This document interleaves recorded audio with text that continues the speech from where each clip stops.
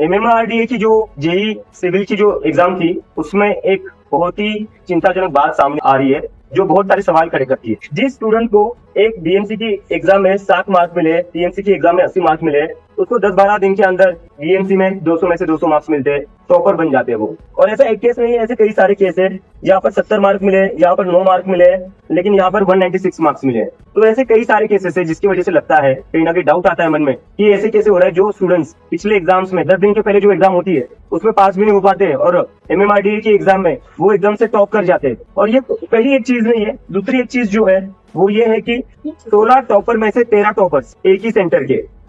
इस सेंटर में ऐसी क्या खास बात है कि उस सेंटर पर बैठने के बाद जो बंदा पहले एग्जाम में 50 भी क्रॉस नहीं कर पाता है, 60-70 मार्क्स भी नहीं क्रॉस कर पाता है, इस सेंटर पर बैठने के बाद वो 200 में से 200 ले लेता है, टॉपर बन जाता है। ऐसा क्या जादुई करिश्मा हो रहा है इस सेंटर में? इसकी जांच होनी चाहिए। हमारे देश में, महाराष्ट्र में भी और देश भर में भी जितने भी सरकारी एग्जाम हो रहे हैं उनमें कहीं ना कहीं गड़बड़ हो रही है और इस पर ध्यान देना चाहिए, क्योंकि ये गरीब घर से आने वाले बच्चे बहुत मेहनत करते हैं, बहुत पढ़ाई करते हैं और उसके बाद जो टॉपर्स है वो कहीं ना कहीं से ऐसा लग रहा है कि मैनेज होकर, पहले से सेटिंग होकर वो टॉपर्स बन जा रहे हैं। और अगर आपको ऐसी नौकरियां बांटनी है जो ज्यादा पैसा देगा या जो पहले सेटिंग कर लेगा उसी को नौकरी मिलनी चाहिए। अगर आपको ऐसी सेटिंग करनी है तो एग्जाम्स मत लीजिए। IPL में जैसा ऑप्शन होता है प्लेयर का, आप वैसे सरकारी नौकरियों का ऑप्शन शुरू कर दीजिए, आपका पैसा भी वाइट हो जाएगा। आप ऑप्शन क्यों नहीं करते सीधा कि जो ज्यादा बोली लगाएगा उसको नौकरी मिल जाएगी? ये एग्जाम लेने का ढोंग क्यों कर रहे हो फिर आप? अभी आपने मोबाइल का भी कुछ दिखाया था कागज, क्या ये स्क्रीनशॉट है एग्जाम सेंटर के अंदर से। मोबाइल अलाउड नहीं रहता, लेकिन फिर भी एक फोटो आई थी सेंटर के अंदर से पूरे सर TCS साइंस सेंटर थे सर। ये कैसे पॉसिबल हो सकता है अगर एग्जाम आपकी पूरी ट्रांसपेरेंसी से हुई थी? एग्जाम सेंटर में मोबाइल का नहीं लगता डाउट है। एग्जाम सेंटर में मोबाइल कैसे गया,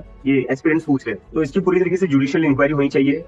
गरीब घर के बच्चे बहुत मेहनत के साथ पढ़ाई करते हैं और बस उनका अपना भविष्य नहीं, उनका परिवार का भी भविष्य उनके ऊपर है। और अगर ऐसे सेटिंग करके एग्जाम्स की रिजल्ट आएंगे, नौकरियां बांटी जाएगी, तो इन बच्चों की मेहनत का क्या होगा?